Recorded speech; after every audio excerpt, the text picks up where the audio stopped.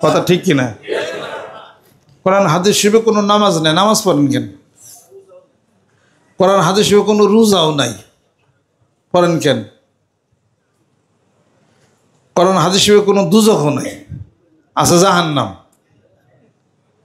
তো রোজা কোরআন শরীফে আসেনি, বেশ তো কোরআন শরীফে আসেনি, হাদিস শরীফে আছে, কি আছে? জান্নাত আছে। তো পীর তো কোরআন শরীফ থাকবে কেন? তো ফার্সি শব্দ, কোরআন শরীফ হলো আরবি। কি সমস্ত কথা, মাঝে মাঝে আমার হাসি আসে। মারিফতের বেদতত্ত্ব বইয়ের মধ্যে একটা লেখা আছে সূচিপত্রের মধ্যে যে আল্লাহ নবী সাল্লাল্লাহু আলাইহি ওয়াসাল্লাম আল্লাহ পাককে দেখছে। মানিকগঞ্জের হুজুর আমার পিতা, এটা তো লেখা নাই যে আমি দেখছি, তা তো লেখা নাই। কি একটা হুজুগে বাঙালি যে একটা কথা, এটা আমার জীবনে আমি প্রমাণ পেয়েছি, আমার হাসতে হাসতে বলি। তো এখানে আব্বা লেখছেন আল্লাহ নবী সাল্লাল্লাহু আলাইহি ওয়াসাল্লাম আল্লাহ পাককে দেখছেন, মেরাজের দেখছেন, বা ওই রাত্রি দেখছেন, বা ওইখানে আল্লাহ রাসূলকে দেখছেন। তা আল্লাহর দোস্ত আল্লাহর রাসূল আল্লাহরে দেখছে, দেখবো না তো কি তোমার দুলাভাই দেখবো নাকি যাই? হ্যাঁ, তুমি দেখ পারছাও? ইয়া তো শক্ত। আর তোমার শ্বশুর দেখছে না বড়? তাই বল। তা হুজুগে বাঙালি যে একটা কথা আছে, দেন কি একটা জিনিস। পরে এই কথা কি হলো যে মানিকগঞ্জের পেশাব বইয়ের মধ্যে লেখছে আল্লাহরে দেখছে। বইয়ের দেখেন তো কোন জায়গায় আব্বা বলছে যে আমি আল্লাহরে দেখছি। আব্বাকে এর ব্যাক করল নাকি, আরে কি একটা ঘটনা হলো এটা। হেরে ডেকে হুজুগ হুজুগ কি দেখি ঘ্যান দিয়ে হেরে প্রথমত দিয়ে হেরে সারা দেশই যে আমরা বলে আল্লাহরে দেখছি, অথচ কোনো জায়গায় নাই। কিন্তু এটা তা আল্লাহ নবী সাল্লাল্লাহু আল্লাহ পাকরে দেখছেন, নূর হিসেবে দেখছেন, স্বপ্নে দেখছেন, বা মেরাজে দেখছেন। তার ইমাম আবু হানিফা রাহিমাহুল্লাহ স্বপ্ন যুগে দেখছেন, বা যদি মনে করেন আপনিও দেখছেন স্বপ্ন যুগে, তাও কি সমস্যা কিছু আছে? তাহলে এইটার উপরে কি একটা কথা নিয়ে এটা শুরু হয়ে গেল। পরে এতদিনে এই ভুল ভাঙছে আলহামদুলিল্লাহ। কয় না, এটা কেমন কথা হইল? কি বলতো, আমরা তো দাবার খাবার যা খাইছি, গেছি গা 10-15-20 বছর এটার উপরে। তো এইরকম বাংলাদেশে এরকম হলে পরে তেলে কেমনে চলে এটা? এরপরে কোরআন হাদিসে পীর নাই, পীরের রাত ধরবো কে? আরে কোরআন হাদিসে পীর তো নাই, ওটা তো ফার্সি শব্দ। ওটা থাকবো কোন জায়গা থেকে? তো রোজাও তো নাই, নামাজও তো নাই, ওটা তো ফার্সি শব্দ। কিন্তু বসাইছে সবাই, বাংলায় ব্যবহার হয় কলেমা, নামাজ। নামাজ বসাইছেন কে? সলাৎ কইেন আপনি, কলেমা, নামাজ, রোজা। এই যে রোজা কয়, আমরাও তো বলি হজ, জাকাত। এখানে রোজা তো ফার্সি শব্দ এটা। তো পীর এটা হলো একটা ফার্সি শব্দ। পীর শব্দের অর্থ হলো বয়োবৃদ্ধ, মুরব্বী। মুরব্বী ছাড়া লক্ষ্মী ছাড়া, যার মুরব্বী নাই হ্যাঁ একলাই বলে 100। চাচারে মানে না, বাইরে মানে না, মারে মানে না, বাপরে মানে না, একলাই বলে 100। একলাই বলে নিজেই বলে মুরব্বী। বাহ, এই ধরনের মানুষ যে কেউরে মানে না, নিজেরই মুরব্বী দাবি করে একলা একলা, একটু বেদব টাইপের হয় দেখেন, তাই না? কথাবার্তা ভদ্রতা সভ্যতা নেই, স্যাংটা স্যাংটি কেমন যেন একটা অভদ্র একটা চাই, একটু বেদব টাইপের আর কি। আর যার ভিতরে মান্যতা আছে, একটু ভদ্রতা আছে। এই মান্যতা তো আল্লাহ পাকেই শিখাইছে। লা তামশি ফিল আরদে মারাহা ইন্নাকা লান তাখরিকাল আরদা ওয়া লান তাবলুকাল জিবালা তুলা। মাটির মধ্যে দম্ভভর জোরে পা ফালায় না, তোমার অহংকার করে চলো না। যেহেতু মাটিকে তোমরা 2 ভাগ করতে পারবে না, পাহাড়ের সমান উচ্চতাও তুমি পড়তে পারবে না। অন্যটা আল্লাহ পাক ঘোষণা করেন, ওয়ালা তামশি ফিল আরদে মারাহা ইন্নাল্লাহা লা ইউহিব্বু কুল্লা মুখতালিন ফাখুর। অহংকার ভরে জমিনে চলো না, আর অহংকারী ব্যক্তিকে আল্লাহ পাক পছন্দ করেন না। ওয়াকসিদ ফি মাশিকা ওয়াগদুদ মিন সাউতিকা ইন্না আনকারাল আসওয়াতি লা সাউতুল হামির। চলন বলন চলা টলা এটা আস্তে আস্তে নম্রভাবে বদ্ধভাবে চলো, সুবহানাল্লাহ। আর বেশি গাদার মতো চিল্লাই কথা কয় না। Beware of that man who speaks loudly, ঘোড়ার মতো চিল্লায়া জুড়ে কথা বলো না, তাহলে গাধার স্বরের সাথে তোমার স্বর মিশে যাবে। নিশ্চয়ই গাধার এই চিৎকারটা খুব অসংলগ্ন, খুব খারাপ, খুব কর্কশ। গাধার চিৎকারটা খুব কর্কশ। এ আল্লাহ পাক বদ্ধতা শিখান নাই যে তুমি 1 লাখ লাখ মাত্র রইছ। এই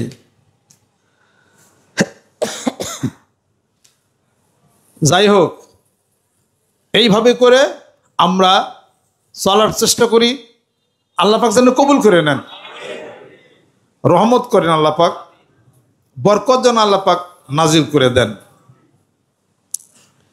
আর যখন আপনার যা কিছু আছে জমায়া রাখলেন, জমানো জিনিস কোনো দিন বুক করা পারবেন না। কেউ জমায় রাখছেন, বুক করেন তো দেখি, পারেন নাই। মেয়েদেরকে বলি, তোমার কানে হাতে গনা এগিয়ে নেই না, তোমার জামাই না অনেক ধ্বনি শুনছি। কয় ধ্বনি ঠিকই আছে, ওগুলা আমার কাছে রাই না, তো ওগুলো আমি লকারে থুইছি। লকারে যেগুলা থুইছেন ওগুলা কোনো অলংকার না, যা পড়ছেন এটাই হলো অলংকার, এটাই হলো আপনার জীবনের অলংকার। এটা যা কিছু জমিয়ে রাখেন কোনোদিন বুক করতে পারবেন না। যা কিছু ব্যবহার করছেন ওইটাই হলো আপনার ব্যবহার, ওইটাই হলো ভুক করে আপনি গেলেন। এটা মনটার ওখান থেকে টাইনাই না আপনাকে, সেই দুনিয়ার থেকে আপনাকে মনটাকে টাইনা আপনার উঠাই আনতে হবে। যদি না আনেন, ওগুলোর মহব্বতটা যে আকর্ষণটা আছে, মৃত্যুর সময় এই আকর্ষণ দ্বিগুণ হয়ে যাবে। এটা শাস্তির একটা ব্যবস্থা হয়ে যাবে। এখন থেকেই সেটা মন আপনাকে ওখান থেকে উঠাইতে হবে, আনতে হবে। মন হৃদয় রাখতে হবে। এটা হলো আজকে সবক মাহফিলের কথা। মন হৃদয় রাখতে হবে হলো জিরোতে, নিউট্রাল। নিউট্রাল বুঝেন না? নিউট্রাল। গাড়ি স্টার্ট দিচ্ছেন নিউট্রাল, যে গিয়ার মন্য হে গিয়ার দেন। ফার্স্ট গিয়ার দিচ্ছেন গাড়ি চলবো, সেকেন্ড গিয়ার দিচ্ছেন গাড়ি চলবো। কোন গিয়ারে দিবেন? যে গিয়ারে দিবেন সেই গিয়ার। মনটারে কি নিউট্রাল বানাইতে পারবেন? আল্লাহু আকবার। আজকের থেকে মন নিউট্রাল। গাড়ি স্টার্ট দিছি, মন নিউট্রাল, যেমনি গিয়ার দিম হেমনি গিয়ার। সুবহানাল্লাহ। হাত নামান। আপনারা এটা বিশ্বাস করেন, আমি যাহা করি না, আমল করি না, আমি কোনোদিন আপনাদেরকে সেটা বলি না। আমার তো শক্তি ওইটুক, আমার তো এলেম নাই। আমি নিজে ঘরে যেটুক আমল করি, যে করার চেষ্টা করি, আমি আপনাদেরকে সেটাই বলি। আমার মন নিউট্রাল বানাইছে, আমি আপনাদেরকে নিউট্রালের কথা আমি কই। নিজে নিউট্রাল না বানিয়ে কইলে হবে না। যে বক্তা নিজে মুত্তাকি পরহেজগার না, সে মানুষকে মুত্তাকি পরহেজগার বয়ান করলে তার বয়ান কোনো কাজ হইব না, ওটা শুনবো না। তুমি নবীর আশেক হও, তোমার বক্তব্যে মানুষ আশেক হবে। তুমি ভদ্র হও, তোমার বক্তব্যে মানুষ ভদ্র হবে। তুমি দানবীর হও, তোমার কথা মানুষ দান করবে। সুবহানাল্লাহ। মন, সেই মন হৃদয় নিয়ে কাজ করতে হবে। জোলাজাতি বন্ধ, জোলাজাতি নেই। আইবেন যাবেন খাইবেন, আজরাইল আসবো, মরে যাবেন গা, সব শেষ, পরিষ্কার, ক্লিয়ার। এই সিস্টেমে কারা কারা যাইতে পারেন, খুব বিশাল একটা চাপ। এটা খুব একটা কঠিন একটা জিনিস। এটা খুব কষ্ট লাগে আর কি, কিন্তু এই কষ্ট হলেও সামনে কষ্টের জীবনে যাইতে হবে। একটা প্রমাণ আছে দেই। আল্লাহ নবী সাল্লাল্লাহু আলাইহি সাল্লাম বিবি ফাতেমাকে বিবাহ দিবেন, পাত্রের দরকার, পাত্রের দরকার। সাহাবারা সব রেডি, আমার কন্যা বিবাহ দেব, পাত্র কে তোমরা আছো? সবাই প্রস্তাব দিতেছে। একজন প্রস্তাব দেয় না, সে হলো কে? হযরত আলী রাদিয়াল্লাহু তাআলা। দূরে বসে আছে, জানে যে তার চেয়ে অনেক ধনী বণিক, অনেক বড় মানুষ আছে।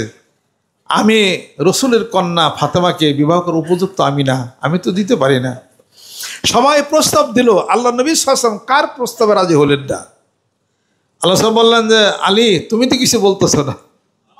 ইয়া রাসূলুল্লাহ, আমি তো উপযুক্ত না, আমি গরিব, আমার তো কিছু নাই। আপনার কন্যাকে আমি বিবাহ করে সম্মান রাখতে আমি পারবো না। আল্লাহ নবী সাল্লাল্লাহু আলাইহি ওয়াসাল্লাম বলেন যে তোমাদের সকলের প্রস্তাব প্রত্যাখ্যান হয়ে গেছে আমি রাসূলের পক্ষ থেকে। আলীকেই আমার কন্যা ফাতেমাকে আলীকেই আমি দিয়ে দিলাম। আলী তুমি রাজি হয়ে যাও। হয়তো আলী রাজি হয়ে গেলেন, সুবহানাল্লাহ। আলী ছিল গরিব, মন ছিল বিশাল ধনী, খাবার দিতে পারতো না। হাসান হোসেন মাঝে মাঝে না খেয়ে থাকতো। হযরত ফাতেমা রাদিয়াল্লাহু তাআলা আনহা নিজে একাই ওই গম ফিসতেন, হাতটা তার ফুসকা পড়ে গেছে, একটা বাদী দাসী নাই, সারা দুনিয়ার বাদশার মেয়ে ফাতেমা। আপনি যদি সারা দুনিয়ার বাদশা হইতেন, আপনি মেয়ারে কেমনি কি দিতেন? কেউর কথা কই না, আমি থাকলে বলতে আমার মেয়ার এটা দিতাম ওটা দিতাম, কত খুশি দেওয়া, মা তুই সুখে থাক আমি কষ্টে থাকি, সবাই তো এটাই করতেন তাই না? রাসূলের দরবারে গেছেন, ইয়া রাসূলুল্লাহ, একটা ছেলের কাছে বিবাদ দিচ্ছেন, আলী তো গরিব, কিছুই নাই, আমরা একটা দাসীও নাই, আমি কাজ করতে পারি না, আমি তো অসুস্থ হয়ে গেছি। আল্লাহ নবী সাল্লাল্লাহু আলাইহি ওয়াসাল্লাম বললেন, ফাতেমা আগামীকাল আসো, আমি চিন্তা করি, যাও। তো ফাতেমা খুব খুশি হয়েছে। হয়তো আলী জিজ্ঞাসা করতেছেন, ফাতেমা খুশি লাগতেছে? কয় বাবাজানের কাছে গেছিলাম, বোধহয় আমাকে অনেক কিছু দেবে। পরের দিন সকালে যে হাজির, ইয়া রাসূলুল্লাহ আমি আসছি। ফাতেমা যদি মনে করো ওই খেজুরের বাগানটা তোমার হয়ে যায় কেমন হবে? কারণ অনেক ভালো হবে, দুইটা দাসী যদি থাকে আমার অনেক আরাম হবে, এটা যদি থাকে ওটা যদি থাকে, অনেক কিছু দিলে। তো ফাতেমা খুব খুশি। আল্লাহ নবী সাল্লাল্লাহু আলাইহি ওয়াসাল্লাম, ফাতেমা হাত বাড়াও, তোমার হাতের মধ্যে এক খণ্ড আগুন যদি আমি রাখি আর তোমাকে যা আমি দিলাম তুমি হিসাব দিতে পারবে? আমার হিসাব দিতে পারবো না। তোমার হাত জ্বলে পড়ে ছারখার হয়ে যাবে, হিসাব তো দিতে পারবে না, তুমি পারবে? কয় না পারবো না। মনে করে গেলে কিছুই নাই, এবার এক খণ্ড আগুন তোমার হাতে রাখলাম, ফাতেমা এবার হিসাব দাও দেখি তুমি। কয় রাসূলুল্লাহ আমার কিছু নাই, হিসাব শেষ। তাহলে বুঝতেই পারতেছো, বাড়ি চলে যাও, কিছুই পাবে না। বুঝার ব্যাপার কিছু আছে। ফাতেমা কান্দে কান্দে বাড়িতে গেল। আলী বলতেছে, ফাতেমা কি খবর? কয় রাসূল আবার কিছুই দেয় নাই। কয় জানতাম কিছুই পাবে না তুমি। হ্যাঁ, কিন্তু মন হৃদয় আল্লাহর পক্ষ থেকে তাদের জন্য জান্নাত নির্দিষ্ট হয়ে গেছিল। জোরে কোন সুবহানাল্লাহ। ফাতেমা বেহেশতের সমস্ত নারীদের সর্দারিনী হবে, হাসান হোসেন হবে যুবকদের সর্দার। সুবহানাল্লাহ। আর আলী তো আশারা মুবাশশারার মধ্যে একজন, আগেই জান্নাতের সুসংবাদ, দুনিয়ার কষ্ট মেনে নিছেন। আলীর একটা কথায় হাতে ফু দিছে, হাতের মধ্যে সেই হয়ে গেছে, স্বর্ণের টুকরা হয়ে গেছে, হীরকের খণ্ড হয়ে গেছে, মুক্তা হয়ে গেছে, দাবি মুক্তা। তো জিজ্ঞাসা করতেছে কাফেররা যে আলী একটা ফু দিল হাতের মধ্যে, ভিক্ষুক একটা মুক্তা হয়ে গেল, সেই মুক্তা বাজারে নিছে, সত্যিকারী মুক্তা। আলী তাহলে তুমি এত গরিব কেন? আলী বলতেছে আমি মুক্তা তালাশ করি না, মুক্তার মালিকরে তালাশ করি। তাদের ফুর এই পাওয়ার ছিল, সুবহানাল্লাহ। তারা ছিল দুনিয়া বিবর্জিত, দুনিয়ার কোনো খেয়াল যাদের ছিল না। অতএব তরিকতের রাস্তায় আসলে দুনিয়ার এই খেল জোলা জাতি হ্যান ত্যান এগুলো সব বন্ধ করতে হবে। যাহা কিছু দরকার তাহাই প্রয়োজন দরকারের জন্য, তাই বাদবাকি থাকবে হলো মানবতার জন্য, বাদবাকি থাকবে দরবারের জন্য, মসজিদের জন্য, মাদ্রাসার জন্য, ইসলামের জন্য, তরিকতের জন্য, পীর ভাইদের জন্য, এই ধরনের সিস্টেম এটা থাকবে, বা আত্মীয় স্বজনের জন্য। এই চিন্তা চেতনা করে এত জোলা জাতি হ্যান ত্যান করে নিজের হিসাবটা কবরে বাড়িয়ে কোনো লাভ নাই। কথা ঠিক বলছি কিনা? এই মন এই হৃদয় দিয়া কৃপণতার স্বভাবকে বর্জন করে সামনে নতুন একটা জীবন দেওয়ার চেষ্টা করি। হুকুম দেয় না, হুকুম দিলে অনেক কঠিন হয়ে যাবে। চেষ্টার মধ্যে থাকি, আমি চেষ্টার মধ্যে আসি। আমি যে আমল করি না আমি আপনাদেরকে তা বলি না। আল্লাহু আকবার। আল্লাহ ধনে ধনে মানে সম্মানী বানায় দাও। আল্লাহ আবু বকর মতো দানবীর বানায় দাও, উসমান গনির মতো ধনী বানায় দাও, আবু হুরায়রার মতো আশেক পাগল বানায় দাও, আলীর মতো নিবেদিত প্রাণ তুমি বানায় দাও, রহমত করে দাও, বরকত করে দাও, ধনে ধনে মানে সম্মানী বানায় দাও। হাত নামান।